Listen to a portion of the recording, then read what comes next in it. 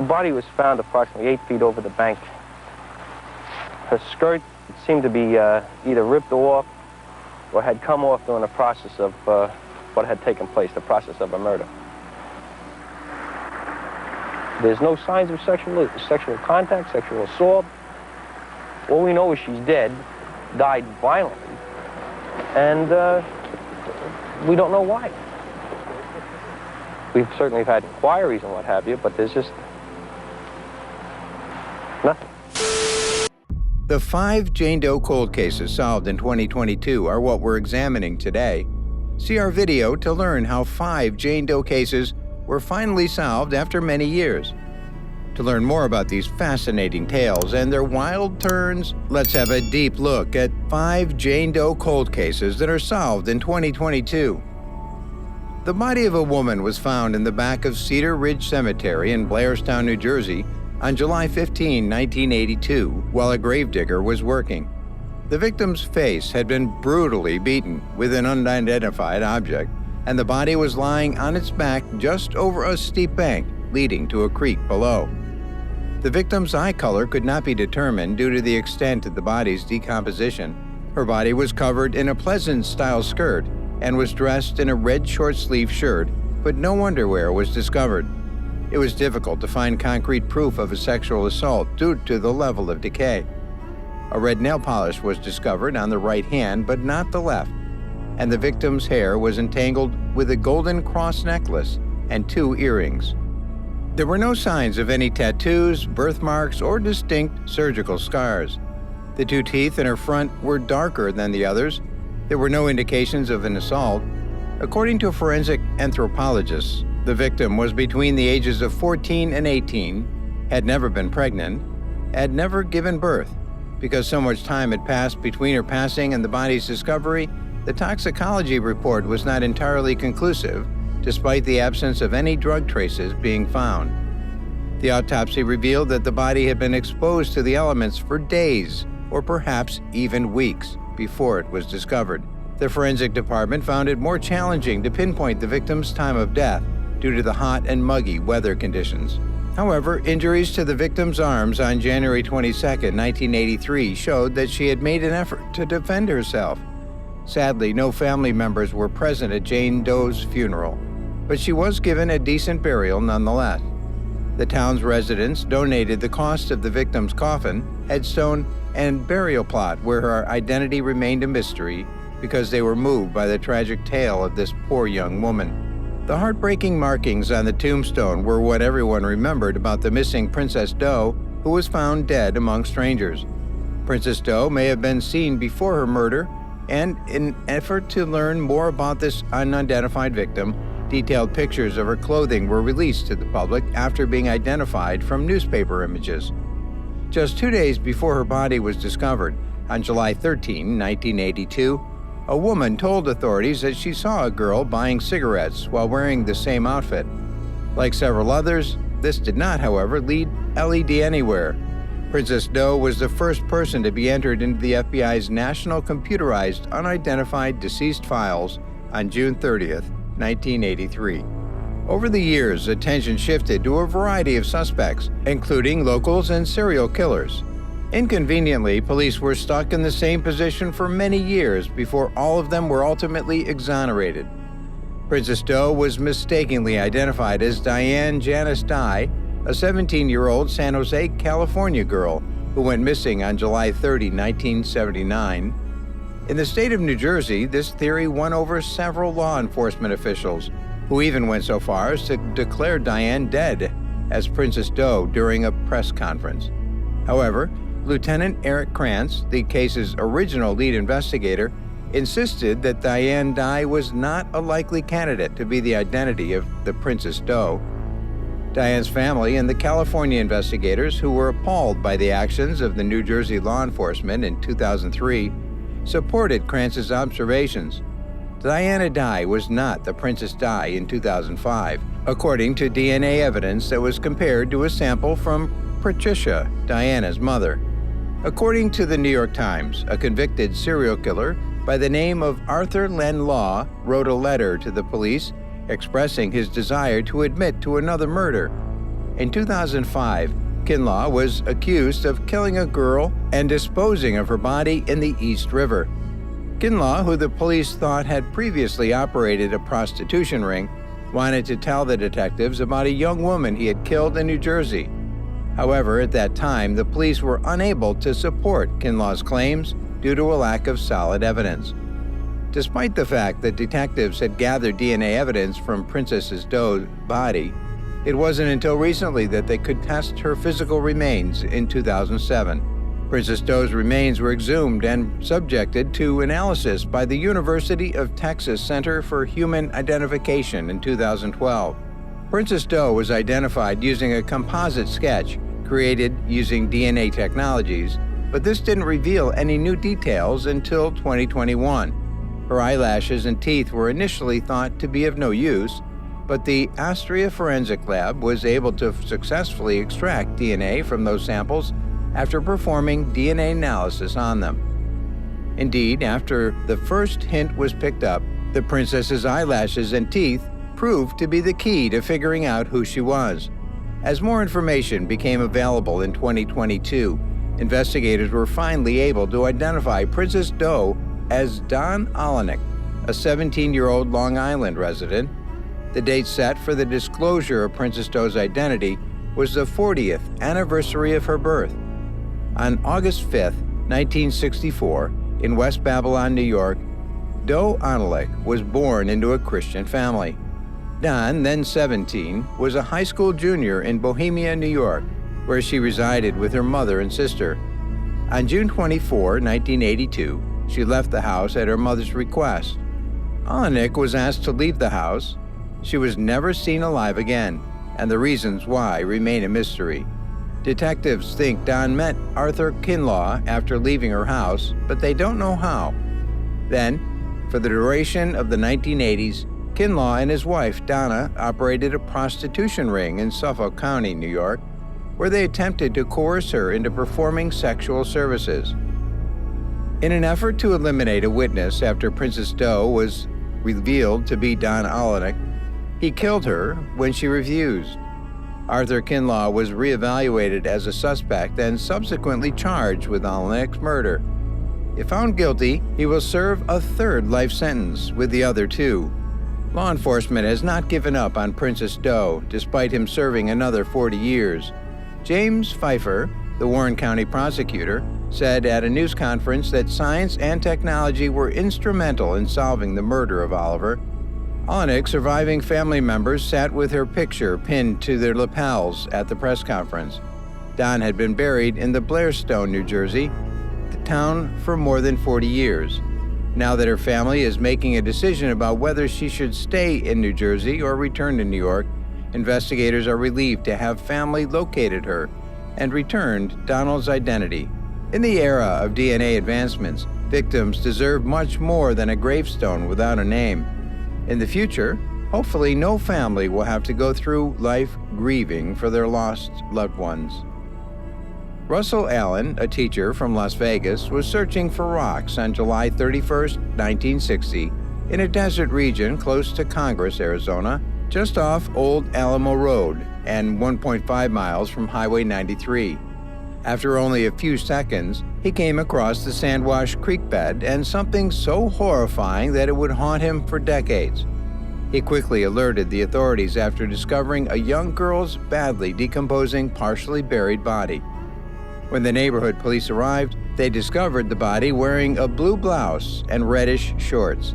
She was wearing adult-sized rubber thong sandals that were sized down to fit her feet and fastened with leather straps. Her toenails and fingernails were painted bright red, and she still had a perfect set of baby teeth. No signs of broken or fractured bones were present, ruling out previous abuse and indicated that this was a random attack. However, because the remains were charred, investigators theorized that the murderer attempted to burn her body to death, but was unable to completely succeed. He then altered his strategy and attempted to bury the corpse in the desert, but his effort was also not successful.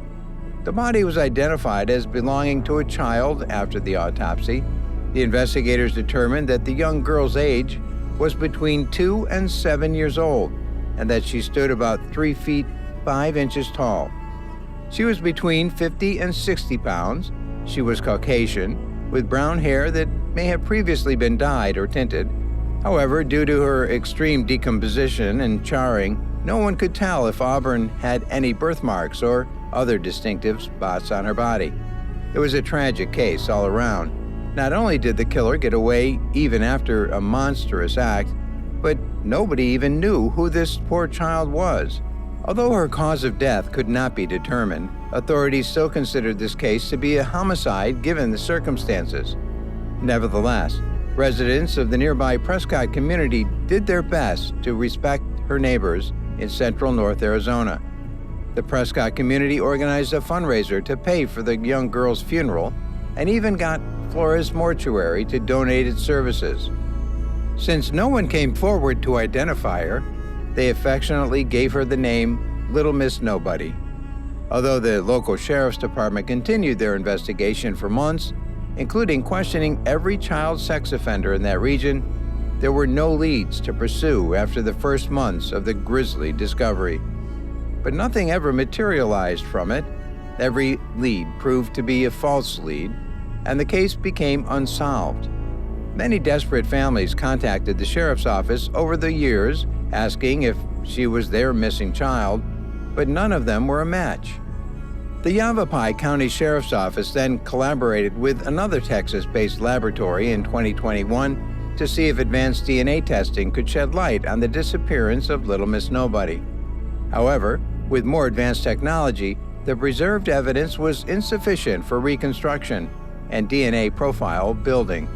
The lab created a DNA profile that had never been possible before. In fact, the lab gave the identity back to the authorities in February 2022, ending the mystery surrounding the identity of the young girl. After 6 years, Little Miss Nobody was Sharon Lee Gallegos, who was only 4 years old and born on September 6, 1955. Sharon lived in Alamogordo with her mother, grandmother, and 6 other relatives. She also had 2 older siblings. The Gallegos were not wealthy, but there was unconditional love in this close-knit family, and Sharon had no contact with her soldier father since he left the family when she was a baby.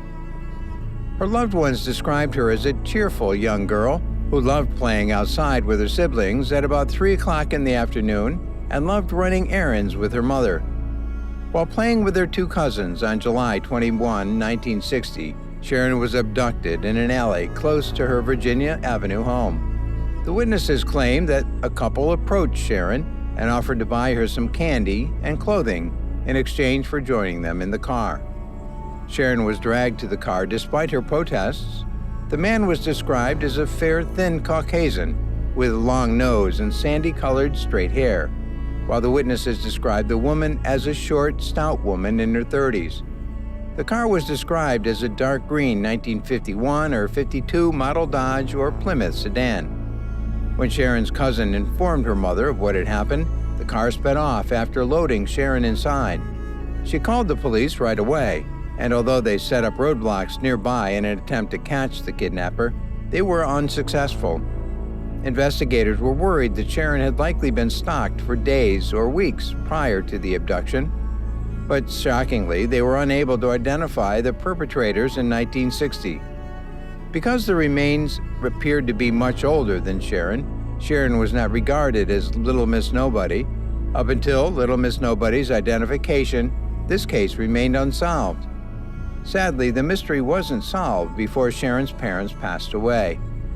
Whatever the case, Sharon's surviving family members were relieved to learn that she had been located. Sadly, no new details regarding the killer have come to light.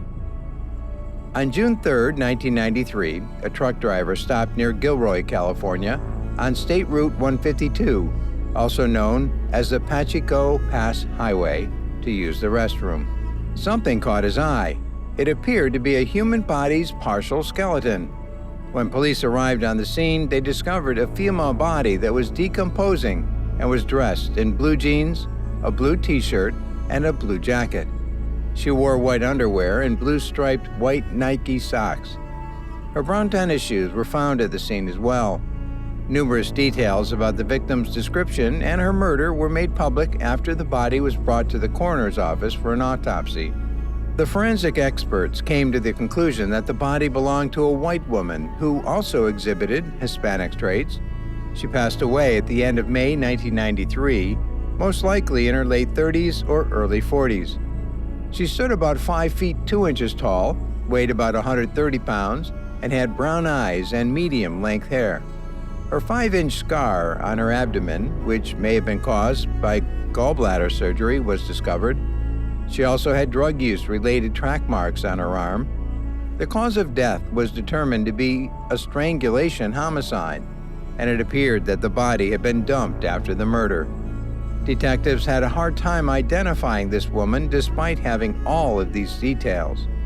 No one came forward to claim her, and detectives were unable to link any of the evidence to a specific person because she did not match any other missing people in the area. They eventually began calling her the Blue Patricia Jane Doe. Soon after the murder, the case was closed in 2006. In a letter to the Santa Clara County District Attorney's Office, Keith Hunter Jesper, also known as the notorious Happy Face Killer, admitted to killing an unidentified female and sexually assaulting her along the dirt turnout on Highway 152. 8 women, including prostitutes and transvestites, were murdered by hanging by Jefferson between 1990 and 1995 in states like California, Florida, Nebraska, Oregon, Washington, and Wyoming. At the moment, he is a prisoner at the Oregon State Penitentiary. Due to the happy face drawing he consistently included in his letters mocking the police, he became known as the Happy Face Killer. In his letter to the police, Jesse Person expanded significantly on the details of the murder. In Corning, California, he claimed to have met her at a truck stop on Interstate 5 and offered her a ride after buying her lunch. The woman mentioned having relatives in the Sacramento region of California during the ride. In Williams, California, where he thought she might be a prostitute, they had sex before he strangled her and continued on to Gilroy, California. He stopped at the Pacheco Pass on Highway 152 several hours later and threw her body off the turnout. He mentioned that her name was Cindy or Carla, but he was also unaware of her true identity. A year after making this admission, he admitted to killing her and was given a life sentence. Authorities having a convict behind bars without the victim's identity was one of the rarest of circumstances. Purple Pacheco, for many years, Jane Doe, was one of the Happy Face serial killer's 3 unnamed victims. In an effort to identify Blue Pacheco, detectives from the Santa Clara County Sheriff's Office started using new DNA technology advancements in 2019. While working with the nonprofit DNA Project, Jane Doe was identified as Patricia Skiple from Colton, Oregon, in April 2022. Patricia Skiple, raised in Colton, Oregon, where she was born in May 29, 1948. She went by the name Patsy and lived in Oregon. She had 2 children. She was described as a kind woman who prioritized her family above all else. In 1992, she had an argument with her husband and left the city and her house in the middle of the night. She did not come back for years. Patsy's loved ones worried about where she was and whether or not she would return. After visiting Patsy's family to share the good news that she had been found, detectives learned of her fate. The only way for them to heal is for Patsy to get what is coming to her. At around noon on June 16, 1974, a man and his 2 sons, both teenagers, explored a densely wooded area on Singer Island off the coast of North Palm Beach, Florida, in search of driftwood. Just 2 miles south of Forgotten Tree Village, the 3 are passing through the area along the eastern edge of the intercoastal waterway when they stumble upon what appeared to be human bones. Investigators from the Palm Beach County Sheriff's Office quickly arrived and found a horrific crime scene. Clothing including a black net pullover sweater with a gray waistband and a long gray sleeve that were capped at the shoulders, and a pair of size 5 yellow pants with yellow stripes were discovered among the bones. The scene also included denim material, which was later determined to have come from a pair of denim high-crop shorts. These pieces of the skeleton were brought in for analysis. Due to the poor state of preservation, the medical examiner was unable to determine a cause of death during the autopsy. There were signs that animals had scattered the remains, but no bullet casings were found despite the fact that holes in the sweater indicated gunshot wounds. The coroner determined that the body belonged to a white female between the ages of 14 and 25. She ranged in height and weight from about 4 feet 11 inches to 5 feet 2 inches and 83 to 103 pounds. Red highlights could have been seen in her blonde hair. Her eyes were too decomposed at the time of her discovery to be identified. However, a generalized profile of the victim was constructed. When news of Singer Island first began to circulate, Jane Doe was identified as missing Detroit, Michigan girl Bonnie Robinson. However, additional research showed that this interpretation was not valid. A number of people had spent years trying to find the girl, and in April of 2014, her body was exhumed to gather evidence that is more physical. In 2015, a DNA profile was created, but it did not match anything in CODIS, suggesting that the girl did not have a criminal history. Using the DNA profile, authorities were able to rule out several other possible missing women. As of early 2019, the Palm Beach County Sheriff's Office had created a new facial reconstruction of the girl, but no new information had come forward. By March 2022, the DNA had been successfully traced back to its original source after being sent to a genealogy lab in December 2021 and subsequently returned home to the researcher who had taken advantage of genetic databases in an effort to construct a family tree, resulted in the discovery of Jane Doe's long-lost relatives on Singer Island. The Palm Beach County Sheriff's Office worked tirelessly to track down potential relatives and eventually succeeded. Suzanne Poole, 15, was identified as Jane Doe through further DNA testing of surviving family members. On February 12, 1957, Suzanne Poole entered the world. She and her family stayed in a trailer park in Fort Lauderdale. The teen, who was 15 at the time, vanished from Broward County, Florida, in December of 1972. Susan had been a troubled teen who had run away from home numerous times before. Also was common practice in those days, she frequently rode shotgun in strangers' cars. So when she disappeared in 1972, her family wasn't too worried because they assumed she had just gone out for a while. For decades, Suzanne's loved ones worried if she had left on her own accord because she was never seen or heard again. Suzanne's clothes and wallet were found at her friend's house, and those were the only things she had left behind. After more than 50 years, the mystery of what happened to Suzanne Poole was finally solved. Although she was able to reclaim her identity 50 years after her tragic death, the fact that her parents did not survive to see this day is the saddest part. She was murdered, and nobody knows who did it. The Whitehall Motel staff in El Dorado, Arkansas, heard a gunshot on July 10, 1991, coming from room 121. A man was later seen running away from the crime scene while holding a gun. The man sprinted to the parking lot and sped away in a car while guests at the hotel dialed 911. Police found a dead woman with a shotgun wound to the head when they entered the room. She weighed 162 pounds and stood between 5 feet 10 and 5 feet 11 inches tall. A Caucasian woman between the ages of 18 and 30 was the victim. She had blue eyes and brown hair that was about 9 inches long and had previously been dyed blonde. She was dressed in a white t-shirt, black belted acid-wash jeans, white ankle socks, white tennis shoes, and a gold chain bracelet on her right arm.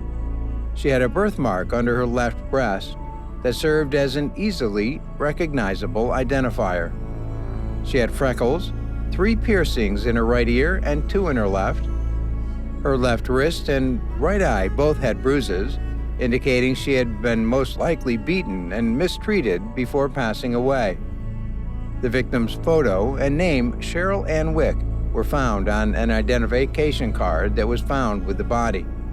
However, when police located the real Sharon Ann Wick, who was still alive, they realized the victim was not Cheryl. In addition, she wasn't Mercedes, Cheryl Kaufman, Kelly Lee Clark Shannon, or Sharon Wiley, any of her other aliases from her time on Earth.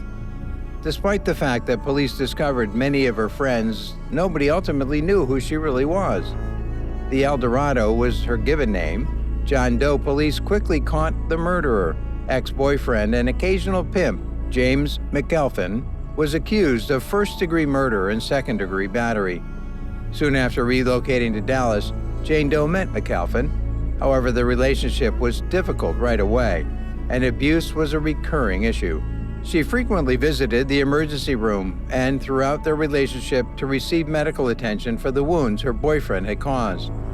The relationship quickly deteriorated to the point where even the local police and her friends attempted to break it off. In June 1991, they were successful. Despite McElphin's repeated threats to kill her, Jane Doe left. After that, Jane Doe moved into a friend's apartment. Following his discovery that she was seeing someone else, McLean continued his threats. Despite the warnings, Jane Doe met with McElphin after he called and assured her that he would pay her. They scheduled a meeting at the Whitehall Motel. Despite the advice of her friends, she went. It was discovered that the argument began as soon as Jane Doe entered the motel room. She claimed that she needed the money to send presents to her children. She eventually tried to escape the room, but McElphin was waiting for her there and pursued her to the parking lot before dragging her back inside. Just after the gunshot, McElphin then left the area after being heard. However, McElphin's account of what happened differed slightly. He said she grabbed the gun from him and shot herself. He then ran out of fear that he would be held responsible. Evidently, the jury did not believe his account. McElphin ultimately agreed to a plea agreement for a second-degree murder and received a 15-year sentence. Despite the chaos, one thing remained the same. Who was Jane Doe, and why was her identity unclear? Police tried to identify the victim after McElphin was arrested, but he refused to provide any information unless they offered him money in return for it. Detectives think that since McElphin only knew her as Mercedes, he was unaware of her true identity. Additionally, a Bible containing the names of the Stroud family was discovered in their possession. Since the Stroud family was African American and Jane Doe was white, the police were certain she was not related to them when they arrived. However, she had previously resided with them in mid to late 1990 as a runaway from Louisiana who had just relocated there from Minneapolis, Minnesota, under the name Cheryl Ann Wick. After conducting further investigations while still in Dallas, the police learned that Jane Doe was a full-time employee at a nearby KFC who occasionally used prostitution to pay her bills. She was detained 4 times between 1990 and 1991 for a variety of offenses, including prostitution, public lewdness, and writing bad checks. Respectfully, as Cheryl Ann Wick. Even though police were able to piece together some of Jane Doe's last-minute movements, her identity seemed impossible to uncover, given that she told numerous stories about various subjects to various audiences. She disclosed to some individuals that she had previously worked as a stripper, was from another city, and had 2 children raised by her mother, whom she did not get along with. In 2 more instances, she claimed to be a witness in protection and to have a mafia-connected father. She was wanted for bank robberies on the East Coast, according to some reports. She was even said to be wanted for the murder of a truck driver, but none of these claims could be confirmed, so she was known as the El Dorado Jane Doe for years. This case is extremely strange because, in contrast to most other Jane Doe cases, authorities had real-life photos of the victim. Her murderer was in jail, and people were familiar with her before she passed away. Her real identity was a final puzzle piece. Yolanda McClary, a crime scene investigator and genealogist, approached the local law enforcement in 2019 with a request for assistance in identifying Jane Doe. With the help of GED Match, Yolanda and her team were finally able to locate a distant cousin after extensive search efforts and DNA profile work. They were able to build a family tree from there. In 2022, Dorado Jane's true identity was finally revealed after more than 30 years. Kelly was named as the woman. Her last name is withheld to protect her privacy of the family. Kelly was born in 1968 to a woman named Brenda in Virginia. Her biological father was unaware of her existence, so she grew up with her stepfather as a father figure. Kelly had a sibling who was younger. Brenda got a divorce from her first husband and later got married twice more. Brenda relocated to Virginia Beach after 3 failed marriages, while Kelly and her sister moved in with their aunt. About a year later, Kelly returned to live with her mother. By the time Brenda left school in the 10th grade and started working at a beach jewelry stand, she had become addicted to drugs and had a propensity for stealing. At the age of 18, she relocated to Little Rock in 1986. She would stay in the city for about 3 years before leaving in 1989. After relocating to Florida in 1989, Kelly and her younger sister became closer. Kelly even briefly moved her sister in with her during her time in Florida. When Kelly moved to Virginia in 1990, then Texas in 1991, the 2 sisters then went separate ways. Kelly eventually moved to El Dorado later that same year. She spent the remainder of her life there before her ex-boyfriend killed her on July 10, 1991. Kelly disguised her identity during these moves by going to a number of fictitious names. Brenda did not appear to give a damn about her daughter, though. The sister was constantly looking for Kelly and wondered where she was. Despite the confusion surrounding Kelly's true identity and the fact that nobody officially reported her missing, genetic scientists have once more been able to solve the mystery. So let us know your thoughts on our list of 5 Jane Doe cases that were solved in 2022 in the comment section. If you enjoyed this video and want to hear from me again, be sure to hit that subscribe button before you go. Thanks for watching.